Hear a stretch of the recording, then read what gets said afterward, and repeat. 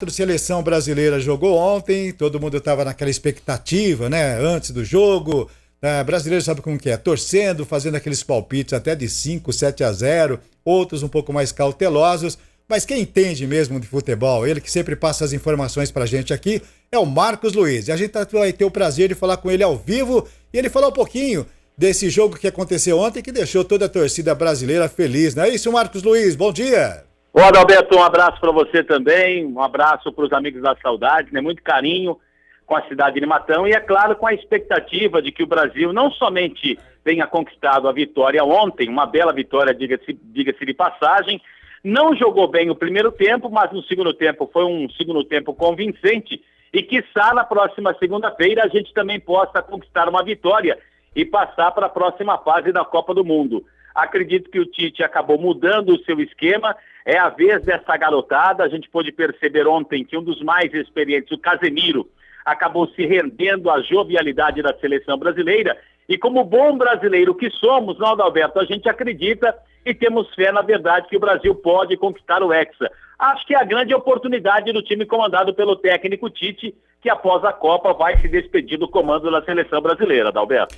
É verdade, Marcos, você falou bem, o primeiro tempo da seleção brasileira foi muito apreensivo, a gente ficou ali naquela, poxa vida, será que é tudo isso o futebol da seleção? O brasileiro é apaixonado por futebol. Já no segundo tempo a gente viu aí, depois das mudanças, algumas mudanças que o Tite fez, o time começou a se sair muito bem e fez 2 belíssimos gols aí, isso que é importante. Agora, você falando dos jogadores aí, o Neymar, por exemplo, saiu com um machucado, você acha que volta, não volta, com essa experiência que você tem, ô Marcos Luiz? Olha, é claro que a gente espera que o Neymar possa estar em campo, né, na próxima partida, mas até conhecendo o trâmite que acontece em relação a esse tipo de contusão, foi uma contusão no tornozelo direito, a gente observou na saída do gramado ele bastante irritado com essa situação, chorou no banco de reservas.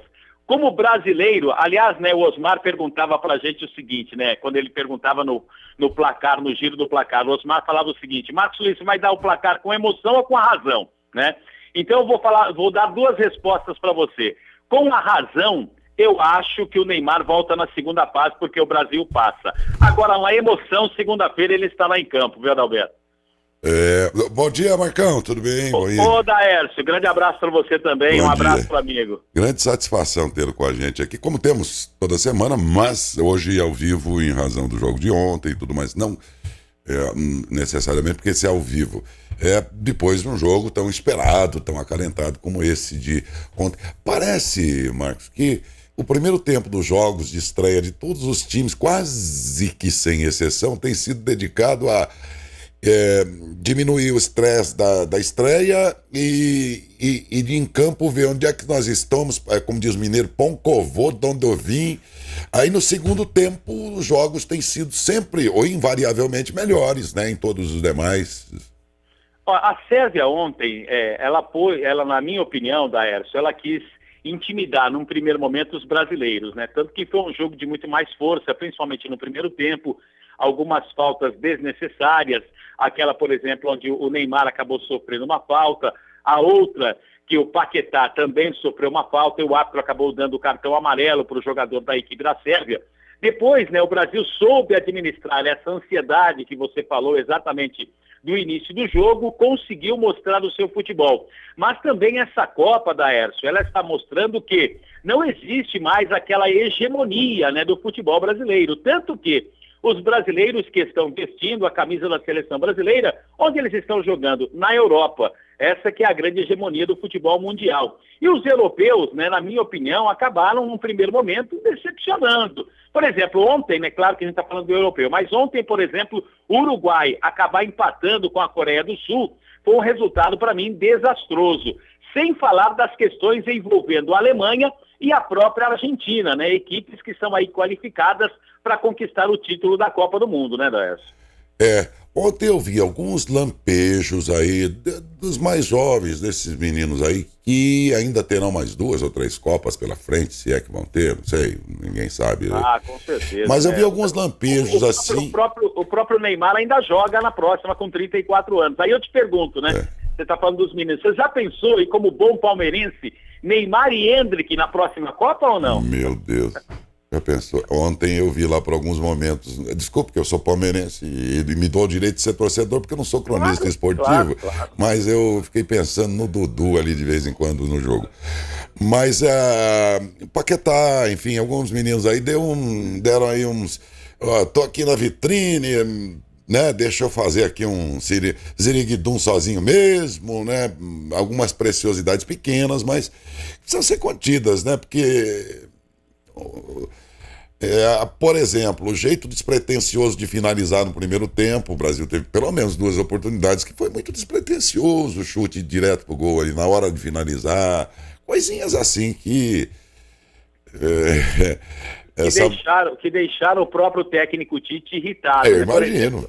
Aí deu para nós, e eu entendi a sua leitura do jogo, aí deu para nós a impressão de que o Brasil iria fazer o gol a qualquer momento. Estamos jogando contra a Sérvia, então vamos chutar de qualquer jeito que a bola vai entrar.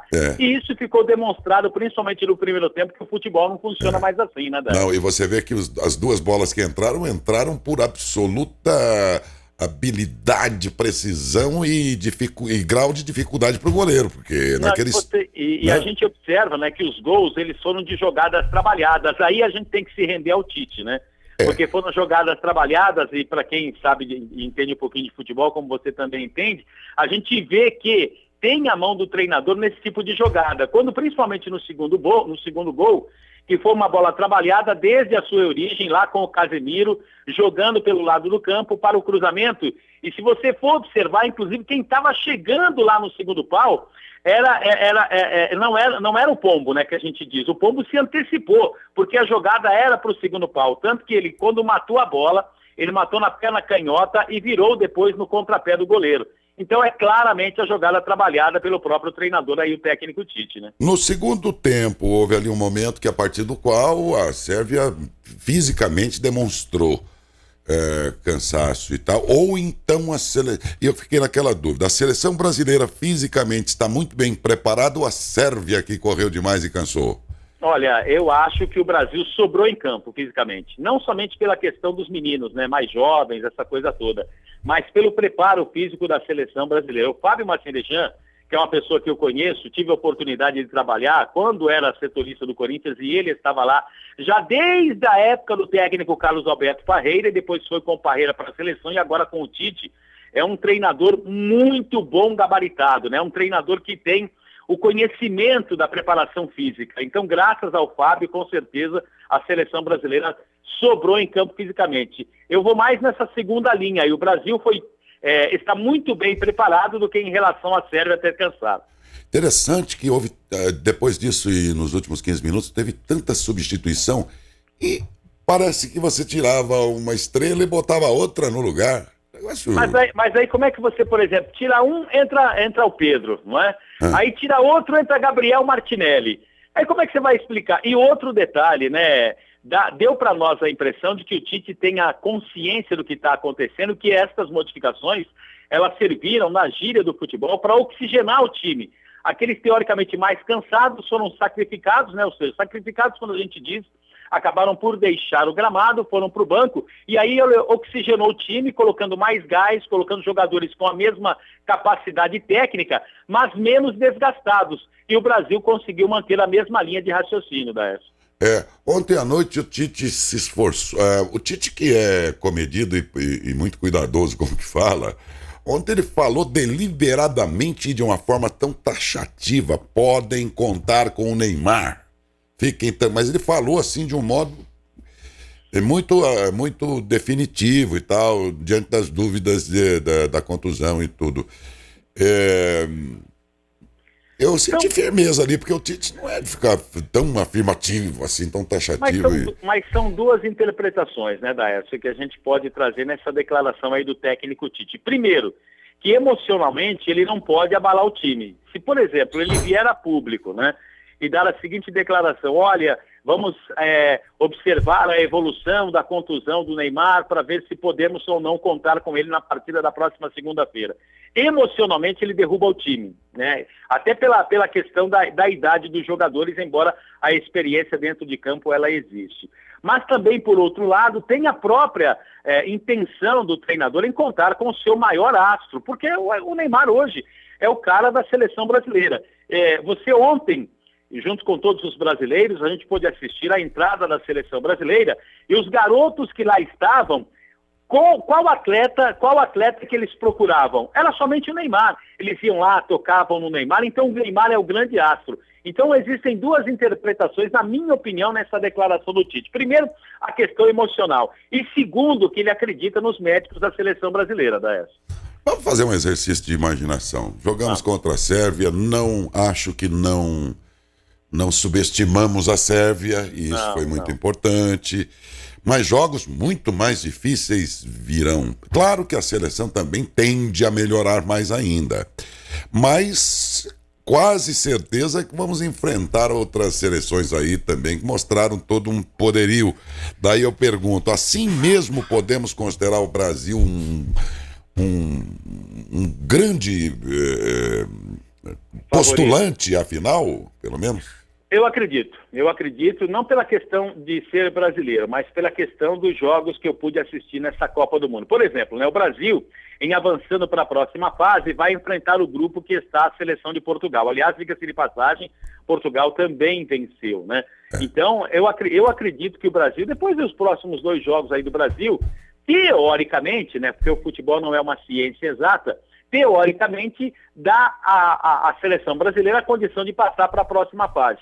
Aí sim, na segunda fase, serão jogos com mais exigência técnica, mais qualidade tática, mais gabarito dentro de campo. Aí sim a coisa pode ser afunilada. Os 2 próximos jogos acho que teoricamente são mais fáceis para o Brasil, porque os analistas, né, disseram que a Sérvia, no grupo do Brasil, era o grupo mais difícil para a seleção brasileira.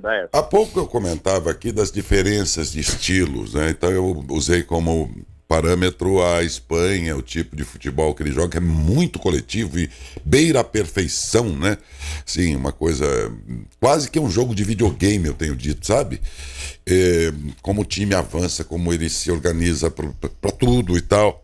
E aí você tem o Brasil, que tem valores e um DNA todo diferente, de ginga, de criatividade, de coisa que encanta também os olhos do torcedor. E fiquei aqui, muita gente defende, não, mas nós temos que jogar igual os europeus, toca aqui, toca lá, toca aqui, toca lá. Mas caramba, como é que nós vamos abrir mão desse DNA, dessa ginga, que é todo nosso, historicamente sempre foi, essa molecada tem esse mesmo DNA. Como é que você vai segurar o moleque se ele tem criatividade e ousadia e colocar um craque que tem todo um potencial que os europeus não têm e dizer pra ele, não, você vai jogar igual o europeu, vai ficar toca pra cá, toca pra lá, toca pra cá, toca pra lá. Também não seria certo, né? Seria esconder a nossa genética, a nossa criatividade e inovação, não é não, Marcão? Não, concordo com você. Eu acho que você está absolutamente correto. O Brasil tem um estilo próprio de apresentar o seu material, o seu futebol. Vamos comparar aqui na América do Sul, por exemplo. O estilo argentino, que é muito idolatrado pelo europeu, haja vista que, por exemplo, você como técnico, a licença do Brasil como treinador não lhe dá direito a ser treinador na Europa. Já a licença argentina dá direito a você ser treinador na Europa. Tanto que tem um amigo nosso, Felipe Moreira, que é filho do Marco Aurélio Moreira, está fazendo licença da AFA, para que ele possa ter qualidade para ser treinador na Europa. Então, só uma comparação. Então, hoje, por exemplo, o futebol nosso, ele é muito diferente, tecnicamente é muito elevado ao futebol dos argentinos. Mas na Europa, os olhos estão voltados para a Argentina do que propriamente em relação ao Brasil, viu, Daércio? Como é? Os olhos do futebol europeu estão voltados para o futebol argentino e não para o futebol europeu, exatamente por essa ginga. Os argentinos, eles se assemelham ao futebol europeu. Já o brasileiro tem a questão da ginga, né? É nosso. Como se o oriental soubesse lá, tem a arte deles e a gente tem a arte do samba. E aí a gente pega e... o modelo japonês está dando certo, vamos parar ou então vamos lá, o modelo argentino está dando certo, vamos dançar tango. Caramba, mas nós sabemos dançar samba. Por que você vai esconder isso aqui, pai? Se é da nossa genética, do nosso DNA, não é? E outra questão nessa história toda, Daércio, tem a ver com a presença do torcedor, né? Você viu ontem o estádio totalmente tomado de verde e amarelo. Não que os outros jogos das outras seleções também não estivessem, mas o calor do torcedor brasileiro dentro de campo acaba por ajudar o próprio atleta dentro de campo, né, Décio? É verdade. E muita gente comentou, falam que está em crise, olha quanto o brasileiro gastando dinheiro lá, R$70 uma cerveja, e eles estão lá falando isso e tal. Tem gente que tem dinheiro, né? Ninguém diz que o país é só de miserável. Tem gente que tem dinheiro para gastar lá, e tem gente que nem tem, financiou, sei lá. Eu me lembrei, inclusive, Marcos, aquela final mundial do Corinthians, foi 2012, né? Acho que foi 2012. Sim. Eu vi uma entrevista de um cara que meses antes se aposentou, e quando a gente se aposenta, você saca o fundo de garantia. Aquele cara é corintiano, um senhor, ele catou o dinheiro dele no fundo de garantia para comprar passagem e tudo mais, para ir ver o Corinthians jogar a final lá no Japão. E muita gente falou, esse cara é louco, não sei o que. É o sonho do cara. Aí você fica naquela, você quer... Você quer o quê? Você quer ser feliz ou morrer rico? Tem um grupo aqui em São Paulo, Daécio, eles participam, desde que eu os conheço, há muito tempo de Copa do Mundo. Então termina uma Copa, eles já começam a planejar a próxima. Por exemplo, o torcedor, para ir para o Catar, tem todo um trâmite legal. A gente está falando da cultura, né, do futebol. Lá no Catar, por exemplo, tem uma cultura, como você disse, a bebida alcoólica ela é proibida, tem essa questão, por exemplo, de você, entre aspas, né, esconder a mulher de uma forma geral, e muita gente ela acaba se planejando. E esse grupo, ao invés deles ficarem concentrados em hotéis, o que eles fizeram de forma antecipada? Eles alugaram residências no Catar, que acabaram por sair mais em conta em relação às diárias dos hotéis. Tem tudo isso. O brasileiro, para inventar um jeitinho, dar um jeitinho, ele é campeão também. Ele se criativo vira, demais, né, Daécio? Agora, no caso desse cara que foi ver o jogo, pegou todo o fundo de garantia para assistir o jogo do Corinthians, eu não tô dizendo que eu faria isso. Nem disse, olha, ele fez o certo. Mas ele estava feliz. Então, se essa vida é passageira, efêmera e tal, cara, e eu fico pensando, ou você morre com um monte de dinheiro na tua conta e não faz nada e não curte a vida, e esse aí não, ele resolveu curtir a vida. Um dia que eu morrer, tô feliz, vi meu Corinthians ser campeão mundial. Agora a Argentina aí, o Brasil, você tava falando sobre os costumes lá, eu achava que ia dar mais problema, porque o brasileiro é todo meio descolado e tal. Chega num país desse, falei, acho que o torcedor lá vai dar trabalho, vai deixar uma imagem meio ruim, nossa lá. Aparentemente até que tá indo bem, né, Marcão? Não tivemos, assim, por exemplo, nenhum caso divulgado de indisciplina, de uma forma geral, do torcedor brasileiro. Eu vou lá atrás, né, voltar um pouquinho no passado, quando nós fomos fazer aquela Copa da Arábia, né, e não vou aqui citar por questão de educação, né, mas teve um amigo nosso, o repórter, que aí estávamos lá, eu, Garrafa, Quartarolo, nós tivemos que assinar como tutores desse outro repórter, porque ele deu como a gente diz, né? Ele deu uma bisoiada na esposa lá do príncipe. Ai. E depois a gente teve que assinar como tutores dele na Arábia. Então, para você ver a cultura, como é que é no Oriente, né? Pois é, diz que a embaixada brasileira, para todos que viajaram lá para a Copa, no Catar, avisou, gente, façam bonito lá, não façam coisa errada, porque a nossa imagem precisa também melhorar no mundo. Por favor, né, a embaixada brasileira teria feito isso, né? Para os brasileiros recomendar, não apronta lá, né? E tal. E os brasileiros foram, e tinha 3 amigos que foram juntos, e foram pegar o metrô lá, o trem, sei lá para onde, ali por perto de Doha lá. E aí, aqui já é piada, viu, Marcão? Aí diz que os 3 amigos, dados a malandragem, né? Falaram, vamos comprar só uma passagem desse trem aqui. E aí quando o bilheteiro vier para conferir as passagens, 2 entram no banheiro e um fica com a passagem só.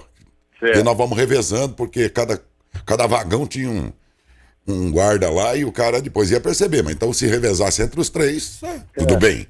E assim eles fizeram. A primeira vez que o cara passou conferindo os bilhetes, 2 entraram no banheiro rapidinho e o outro tá aqui. Conferiu, tá tudo certo. Na segunda, na terceira, o bilheteiro lá percebeu que 2 entraram rápido no banheiro. Ele foi no outro, e o outro deu o bilhete, e ele bateu no banheiro, insistiu no banheiro, até que abriram, estavam os 2 brasileiros com aquela cara.